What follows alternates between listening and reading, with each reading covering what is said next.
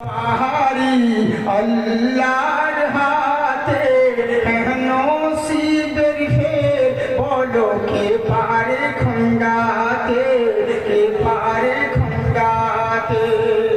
আমাদের নসিবে আল্লাহ যা লিখেছেন সেটা হতেই হবে। কপালে যদি বিরিয়ানি লেখা থাকে তাহলেই পাবেন, আর যদি না থাকে কখনো পাবেন না।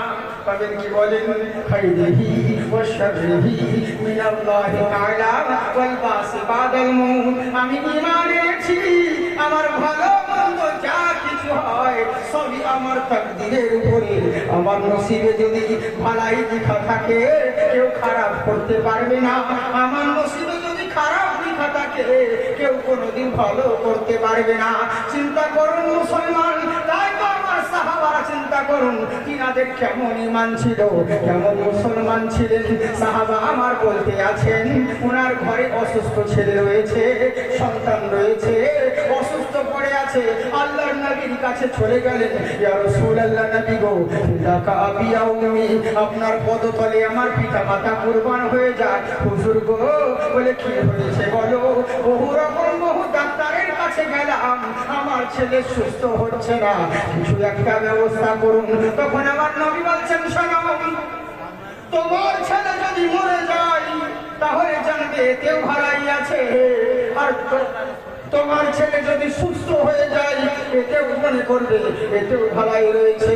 ওয়াসান তাকরাহু খাইরাম ওয়া হুয়া খাইরুল লাকুম ওয়াসান তুহিব্বু শাইয়্যা ওয়া হুয়া শাররুল লাকুম। জেনে রাখো, তুমি মনে করবে যেই জিনিসটাকে এর মধ্যে ভালাই রয়েছে হতে পারে ওর মধ্যে আমি আল্লাহ খারাপ লিখে রেখেছি, আর তুমি যেই জিনিসটাকে খারাপ মনে করবে অথচ ওর মধ্যে তোমার জন্য ভালাই লিখে রেখেছি।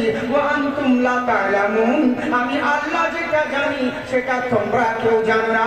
তাই জেনে রাখো, তোমার নসিবে যদি মরণ লেখা থাকে কেউ বাঁচাতে পারবে না, আর যদি তোমার নসিবে মরণ না থাকে কেউ মারতে পারবে না। তাই তো কি বলছে দেখুন, শোনো ও গো মুমিন শোনো,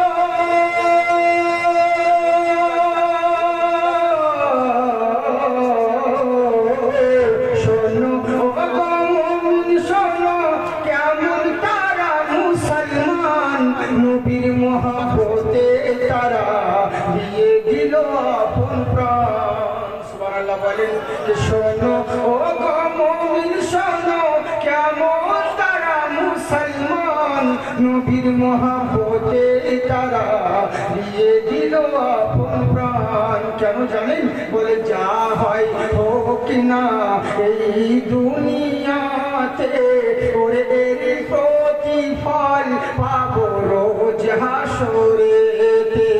সেই তো পারে সওদাগরে মিসকিন বানাতে, সুখ তো সবারই আল্লাহর হাতে, নসিবের ফের বলো কে পারে খণ্ডাতে। তাই আমার সাহাবী নবীর কথা শোনা মাত্র বাড়ির মধ্যে রওনা হয়ে গেল। বিবি জিজ্ঞাসা করে, স্বামী গো কি বললো? নবীজি কি বলেছেন বলো? আমার ছেলের জন্য কি ওষুধের ব্যবস্থা হলো?